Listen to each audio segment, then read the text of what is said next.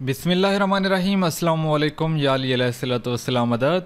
उन्हीं निगराम आज एक और मजलिस में आप लोगों के साथ हाजिर हूँ। आज इस मजलिस के अंदर अल्लामा ज़मीर अख्तर नकवी साहब शहज़ादा मौला अली अकबर अलैहिस्सलाम के फ़ज़ाइल बयान कर रही हैं। शहज़ादे के फ़ज़ाइल बहुत कम ही मिंबर मौला हुसैन अलैहिस्सलाम से पढ़े जाते हैं, ज़्यादातर मौला के मुसाहिब ही पढ़े जाते हैं। तो आज मैंने कोशिश की कि अल्लामा साहब की एक जो मौला अली अकबर अलैहिस्सलाम पर फ़ज़ाइल की मजलिस है वो आप लोगों के साथ शेयर करूँ। इसके अंदर उन्होंने मौला अली अकबर अलैहिस्सलाम का ज़ाहिरी हुस्न कैसा था कि मौला ज़ाहिरी तौर पे कैसे दिखते थे, उनके हाथ कैसे थे, उनके अबरू कैसे थे, उनका चेहरा कैसा था, सारा ये जिक्र आपको इस मजलिस के अंदर सुनने को मिलेगा। सो चलें आज की इस मजलिस को शुरू कर लेते हैं। Subscribe to my channel and hit the bell icon so you never miss any video from my channel.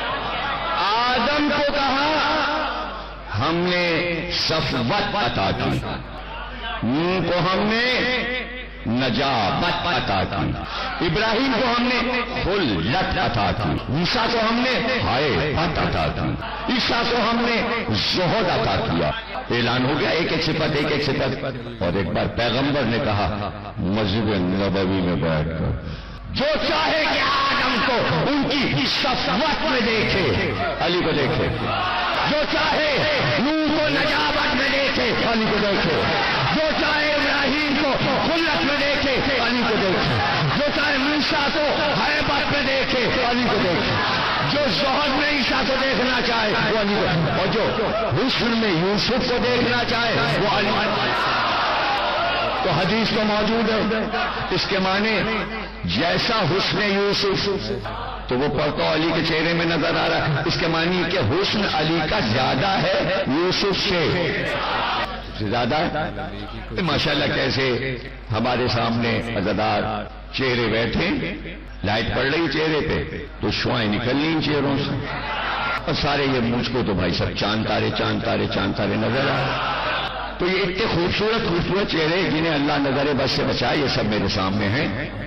न मैंने इनके अब्बा को देखा, न इनके दादा को, न परदादा को। जैसे ही मेरी चेहरे पे नजर गई मेरे दिल ने कहा क्या अच्छे दादा परदादा की औलाद है।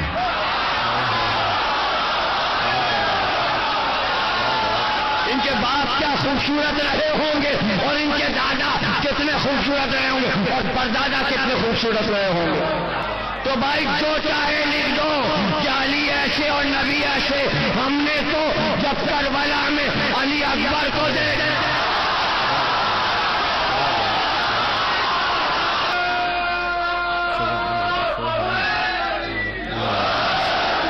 18 बरस के हैं तो अब अली अकबर 18 बरस के हो गए, तो अब वो नस्ल आ गई जिसने न अली को देखा और न सरकार को देखा। हाँ, जो 50, 57, 60 के हैं उन्होंने रसूल को भी देखा, अली को भी देखा, लेकिन जो नई नस्ल सन 61 हिजरी में पूरे अरब में है, मक्के मदीने में, उसने न रसूल को देखा न अली को देखा। तो अब उसके लिए तो सहारा अली अकबर है, अली अकबर है, अली अकबर का हुस्न है।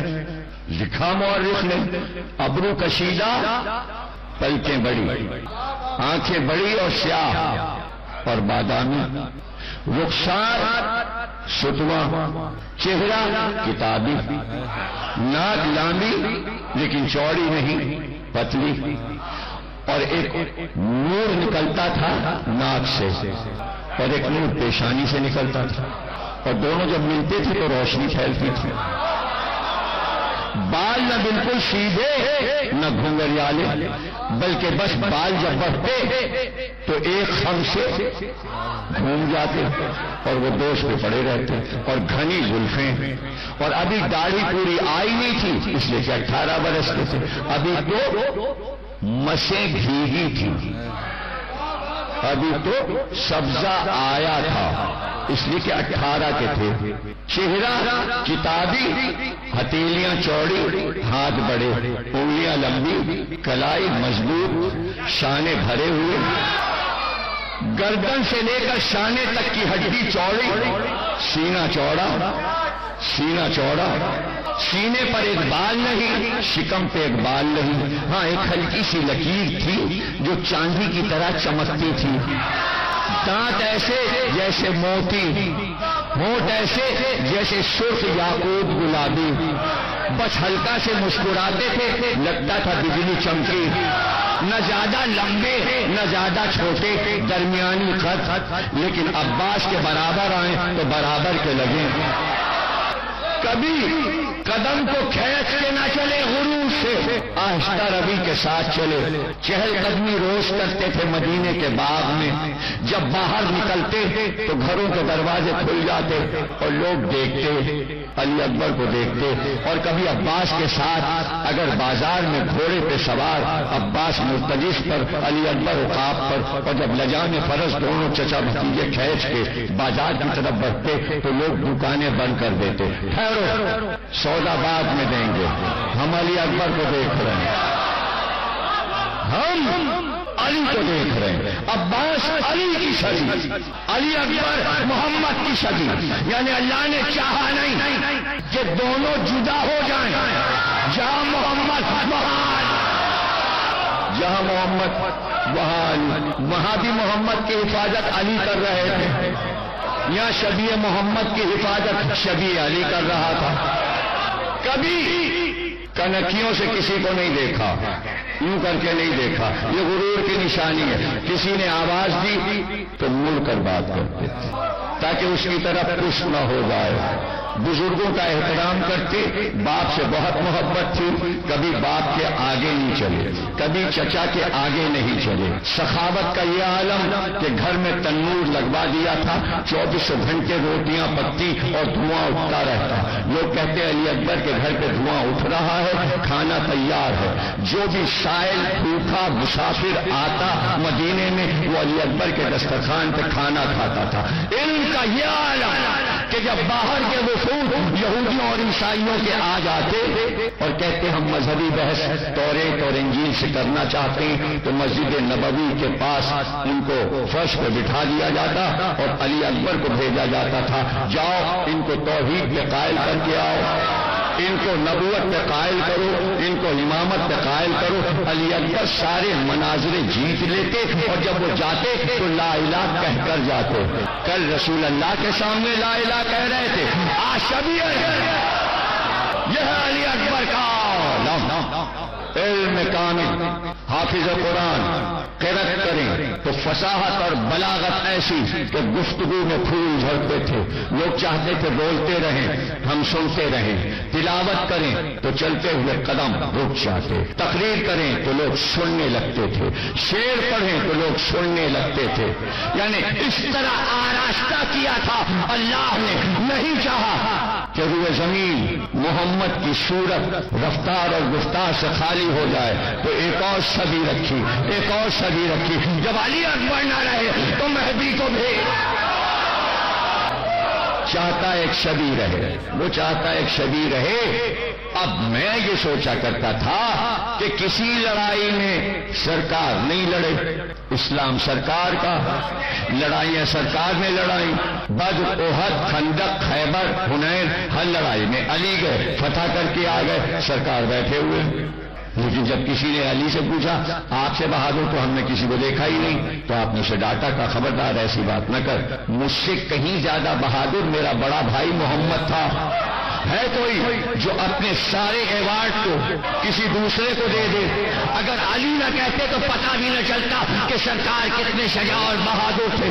اس لیے کہ بہادر بہادر کی گواہی دے تو قابل قبول ہے، بزدل کیا لکھیں گے تاریخ؟ بزدل کیا بتائے؟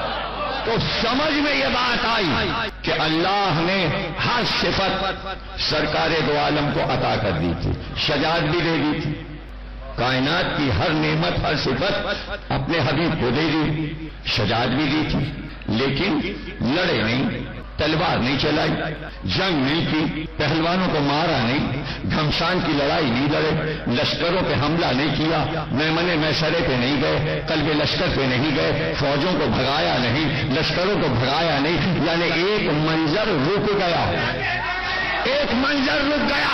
اب سمجھ میں آیا کہ حسین کے گھر میں علی اکبر کو اللہ نے کیوں بھیجا، وہ محمد کی لڑائی بیچنا چاہتا۔ یہ کربلا میں علی اکبر کی لڑائی نہیں تھی، محمد لڑ رہے تھے اور دیکھ رہا تھا، وہ علی اکبر کی جنگ دیکھ رہا تھا،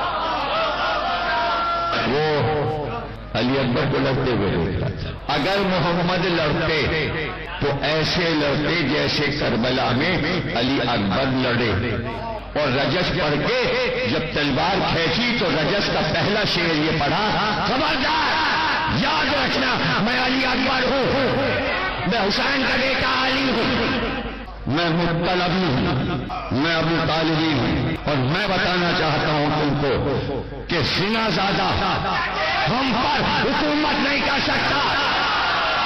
یہ علی اکبر نہیں بول رہا، یہ محمد بول رہا ہے، یہ منشور اسلامی ہے، کوئی مانے یا نہ مانے، اب لوگ اسی پہ اترائیں، نجس لوگوں کو حکومت دے کر تو ہم کیا کریں؟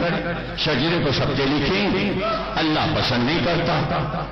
اگر ایسا ہو جائے کہ ایسے لوگوں کو حکومت اور سربراہی مل جائے تو حلال زادے تو گئے، یعنی قدر تو ختم ہو گئی۔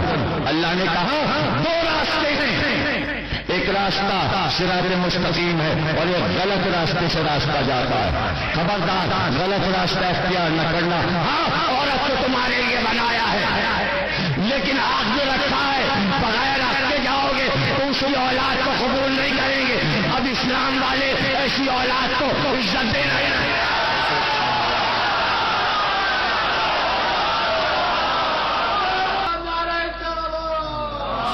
یہی شرک ہے، یہ اللہ سے بغاوت ہے کہ اللہ کے اصول اور قرآن کے اصول کو بدل دیا جائے کہ ہم اس چیز کو عزت عطا کریں گے جس کو اللہ نے بے عزتی قرار دیا ہے انسانیت کے لیے۔ اس لیے کربلا ہوئی ہے کہ یہ سب کچھ سمجھایا جائے، مانو نہ مانو دوسری بات ہے، اصول اللہ کے اصول رہیں گے۔